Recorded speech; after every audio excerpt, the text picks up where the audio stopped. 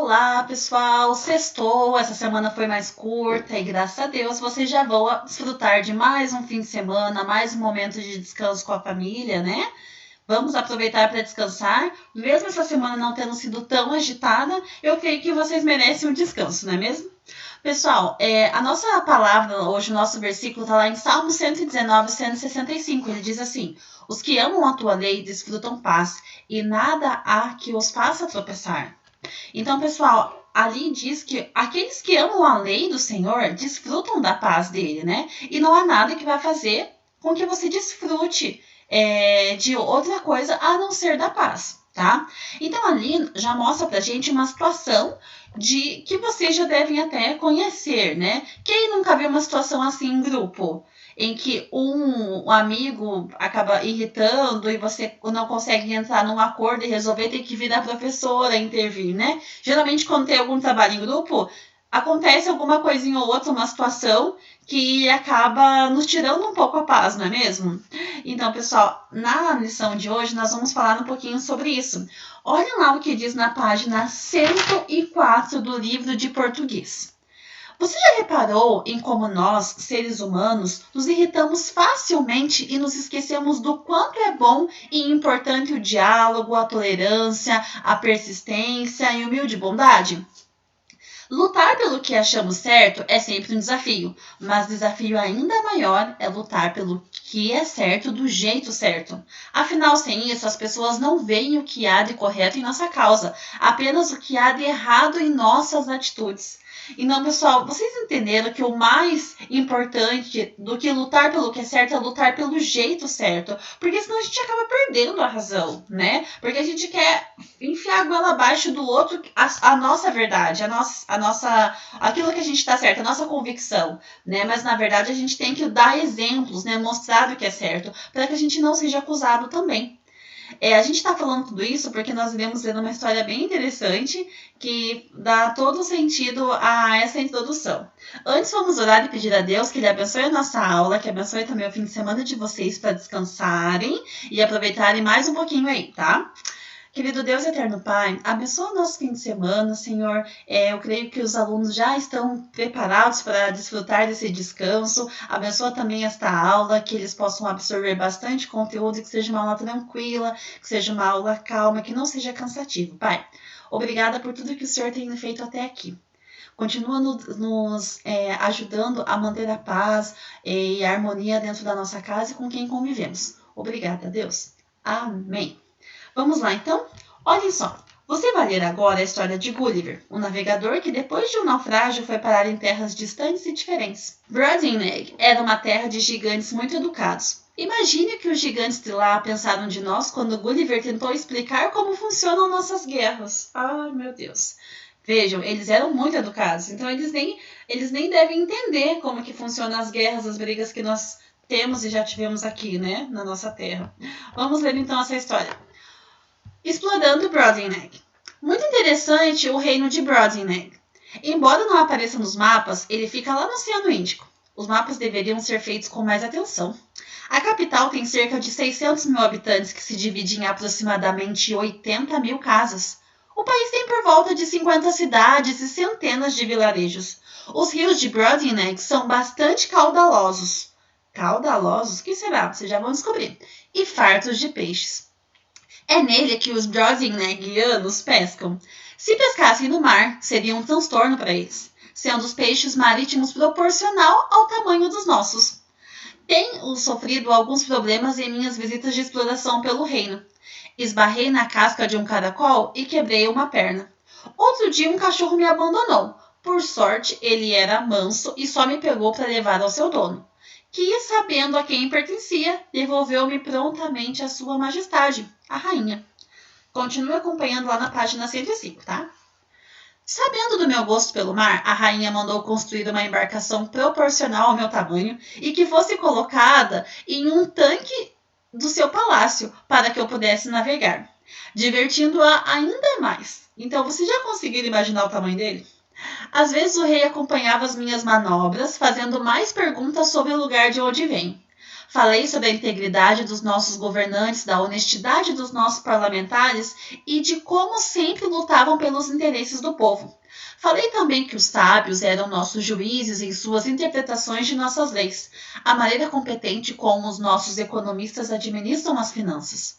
Em nossas conversas, conseguiram mostrar ao rei que, mesmo sendo tão pequenos em tamanho, não ficamos a dever nada ao povo de Brobdingnag. Então vejam só, aqui nós temos a imagem, né, dele contando ali pro pessoal, pro rei. E o rei é admirado com o tamanho dele, né? Lá na página 106 agora, pessoal. À medida que os nossos encontros prosseguiam, as dúvidas do rei iam se aprofundando. Ele queria saber se os deputados conheciam realmente as longas leis que aprovavam, se as pessoas comuns não se arruinavam quando tinham de pagar advogados para cuidar de questões judiciais. O que fazíamos para impedir a corrupção e o suborno? Se pela morosidade das leis, vocês já vão saber que é a morosidade, uma pessoa injustiçada podia ser prejudicada por muito tempo. Então, a morosidade das leis podia prejudicar uma pessoa por muito tempo. O que é a morosidade? É uma coisa que demora, muita demora, tá? Nessa ocasião, fiquei sabendo pelo rei que a legislação de Brobdingnag era escrita de forma clara e objetiva e que as leis não podiam ter mais do que 22 palavras, o mesmo número de letras que formam o alfabeto deles.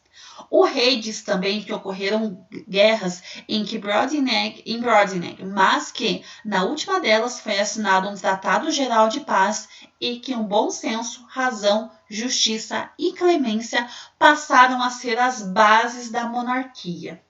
Depois da breve explicação, o rei seguiu com suas dúvidas. Ele queria saber se os nossos administradores nunca erravam em suas contas e se continuavam a receber altos salários se errassem. E uma vez que o amor era pregado por todas as religiões, por que as pessoas se odiavam tanto? Em minhas respostas, procurei elogiar tudo o que pude encontrar de positivo entre as práticas do meu povo, e passei a falar sobre outros assuntos, como a pólvora tão útil, tanto nos tempos de guerra como nos tempos de paz.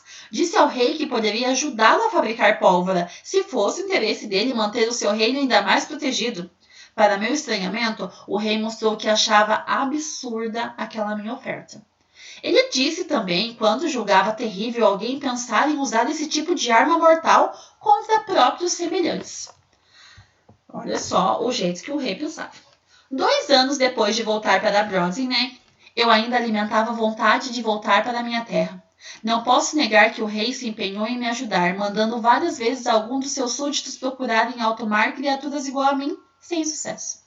Olha que legal essa história, né, pessoal? Então, lá na terra de Brobdingnag, era tudo muito tranquilo, aparentemente, né? Não existia guerra, não existia nenhum tipo de problema que não pudesse ser resolvido com uma conversa, um acordo de paz, não é mesmo? Então, pessoal, essa foi a história explorando Brobdingnag, que tá lá nas Viagens de Gulliver, tá? Então, ela foi adaptada em 2006 e tá aqui essa história pra gente, tá? Mas é uma história lá do livro de As Viagens de Gulliver.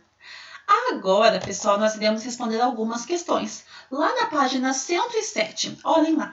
Então, caudaloso é que tem ou leva muita água. Então, o que tem muita água, o que leva muita água é uma coisa caudalosa, tá? Corrupção, você já deve saber, é o ato em que se deixa de fazer o certo por conta de suborno, né? Então, você não faz o certo porque você foi subornado. Uma pessoa obrigou você, às vezes deu dinheiro para você não fazer aquilo, né? Ofereceu algo em troca. Morosidade é o sinônimo de lentidão. E suborno, então, seria a quantidade de dinheiro dada para alguém para fazer algo errado, ilegal. Então, a corrupção, ela acaba girando em torno do suborno, né? Porque daí a pessoa suborna e dá uma quantia de dinheiro para alguém fazer uma coisa errada e assim gera corrupção, tá bom? Então, esse é o glossário. O que é o glossário? São as palavras que provavelmente vocês tiveram alguma dúvida, né? Para entender o que significam. Agora vamos responder lá. Releia o trecho a seguir. Os rios de Brobdingnag são bastante caudalosos e fartos de peixe. A que substantivo se refere o adjetivo em destaque? Então, veja, o adjetivo em destaque é caudalosos. Esse é o adjetivo, né? A que substantivo está se referindo a palavra caudalosos? E por que você acha isso? Pensa um pouquinho aí, antes de ler a minha resposta. Então, pessoal, caudalosos, ele está se referindo ao substantivo rios, né? Então, olha lá, os rios, daí aqui o lugar, né, de Broad Neck, são bastante caudalosos, né? Então, os rios são caudalosos, tá? E como que a gente percebe isso? A gente percebe isso porque, veja, a palavra é masculina, né? Caudalosos, poderia ser caudalosos, mas é caudalosos. E o substantivo aqui em questão é os rios, e os rios está no plural, por isso que a gente acompanha o plural do rios. Os rios são bastante caudalosos, tá? Por isso que a gente acompanha. Então, olha lá. O adjetivo caudaloso se refere à palavra rios, assim como rios. Assim como rios. É palavra masculina e está no plural. O adjetivo caudaloso também deve concordar e deve ir para o masculino no plural. Foi o que eu acabei de falar para vocês. Então, a gente sabe que é rios, porque tá no plural e é uma palavra masculina. Os rios. Ó aqui o artigo, né? Os rios caudalosos. Os rios são caudalosos, tá? Os rios são caudalosos. Se fosse, por exemplo, a maré caudalosa, vamos supor, daí seria caudalosas, né? Então a gente sabe que está se referindo aos rios, porque é uma palavra masculina e está no plural também, tá bom? Essa foi a 1, tá? Agora veja a questão B, que diz assim, ó. Leia atentamente o processo de formação do adjetivo caudalosos e depois explique como são os rios de Broad Neck no espaço ao lado. Então veja, caudalosos, como é que essa palavra se formou? Prestem atenção. Caudal significa corrente de água abundante. Caudal, né? Caudal é o mesmo que uma corrente de água abundante. Muita água correndo. Oso é o sufixo que dá a ideia de abundância, né? Então, é muito. Por exemplo, a palavra gostoso é que gosto muito, é gostoso, né? E temos várias outras palavras que têm esse sufixo oso, que dá essa ideia de abundância, tá? Então, caudal mais oso significa que é uma corrente de água abundante, né? Corrente de água abundante. Aqui, na verdade, ele já é até uma redundância, porque caudal já é uma corrente de água abundante. Com o prefixo ainda, enfatiza mais a ideia de que é muita água, tá? E o final, terminado em S, é a marca do plural, né? Então, poderia ser só caudaloso, né? Mas como está no plural, são águas caudalosas, né? A gente usa caudalosos, tá bom? Então, os rios de Broad Neck têm grande quantidade de água, favorece o desenvolvimento de muitos tipos de peixe.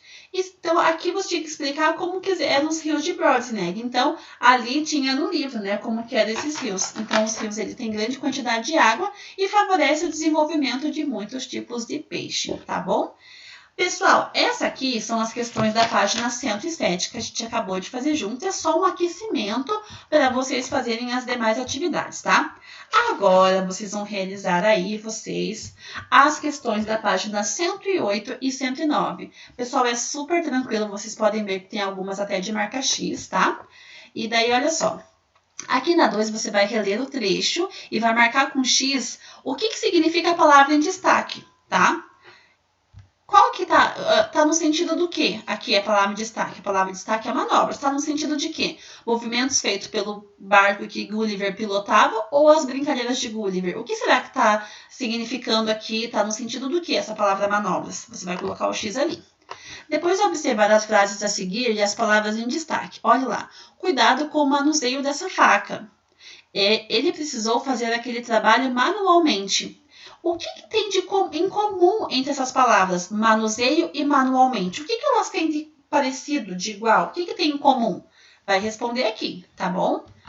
Faz parte da palavra, tá? Não tem a ver com o significado isso, né? Tem a ver com a palavra mesmo, tá? Agora aqui, ó. B. E a palavra manobra? Em que ela se aproxima das palavras manuseio e manualmente? Então, reparem como essas palavras são escritas, né? No que elas se parecem? Manuseio, manualmente, manobra, tá? Então, aqui temos duas opções e vocês vão marcar a certa, tá bom? Agora, pessoal, vocês vão fazer daí a página 109, por fim, né? Para terminar. Então, olha lá. Leia a seguir a definição de pólvora. Então, temos aqui a definição de pólvora. E daí você vai transcrever lá do texto a palavra que confirma a explicação. Olha lá. No texto, a palavra pólvora tem relação com a palavra guerra ou com a palavra paz.